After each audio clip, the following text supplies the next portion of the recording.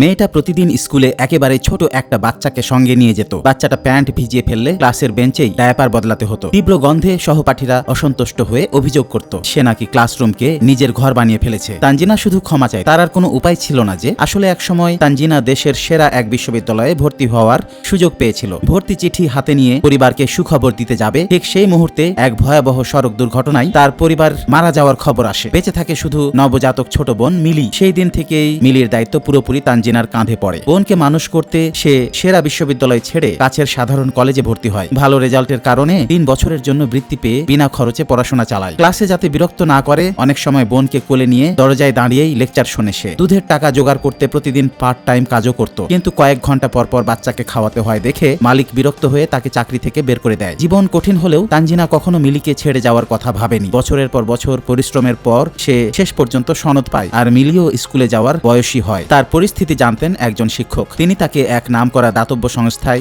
আর্থিক সহায়তার জন্য আবেদন করতে বলেন, কিন্তু সেখানে গিয়ে তানজিনা শুনে হতবাক হয় ফাইল অনুযায়ী তার পরিবার নাকি এখনো জীবিত, তাই সে সহায়তার যোগ্য নয়। বিশ্বাস না করে সে ঠিকানা ধরে সেখানে গিয়ে দেখে বাবা মা আর বড় বোন রুবিনা সবাই সুস্থ আরামী জীবন কাটাচ্ছে। কথোপকথনে ভয়ঙ্কর সত্য সামনে আসে। তারা ইচ্ছে করেই নিজেদের মৃত্যুর নাটক সাজিয়েছিল যাতে তানজিনা সেরা বিশ্ববিদ্যালয়ে ছেড়ে দেয় আর সেই জায়গায় রুবিনা ভর্তি হতে পারে। মিলিকেও ইচ্ছা করে তার হাতে রেখে গেছে যেন বাচ্চার জন্য 1 টাকাও খরচ করতে না হয় এবং অন্যের মাধ্যমে বাচ্চাকে বড় করে পায়। এর চেয়েও বড় আঘাত আসে যখন তানজিনা জানতে পারে তানজিনা এই পরিবারের আসল সন্তানই নয়, বরং একটা দত্তক। রাগে ফেটে পড়ে সে দরজার ভেতর ঢোকে। ধরা পড়ে যাওয়ায় বাবা মা আর ভান করে না, উল্টা বলে সে নাকি এখনো তাদের ঋণ শোধ করতে পারেনি, তাকে বড় করার ঋণ। ঘটনা ফাঁস হবে ভেবে তার বড় বোন তাকে দোষ চাপাতে গেলে তানজিনা সোজা চড় মারে। বাবা শাসন করতে এলেও চড় খায়, পুরো পরিবারই থাপ্পড় খায়। তানজিনা মিলিকে তার দিকে ঠেলে দিয়ে বলে আজ থেকে তাদের সঙ্গে তার আর কোনো সম্পর্ক নেই। মিলি কান্নাকাটি করে তাকে ছেড়ে যেতে নিষেধ করে, কিন্তু তানজিলা বলে বাবা মার সঙ্গেই তুমি ভালো থাকবে। এই কথা বলে সে দৃঢ়ভাবে চলে যায়। বন্ধুরা, কমেন্টে তোমাদের নাম জানাও। আমার ভিডিওতে তোমাদের নাম গল্পের নায়ক নায়িকার নামের জায়গায় দেব।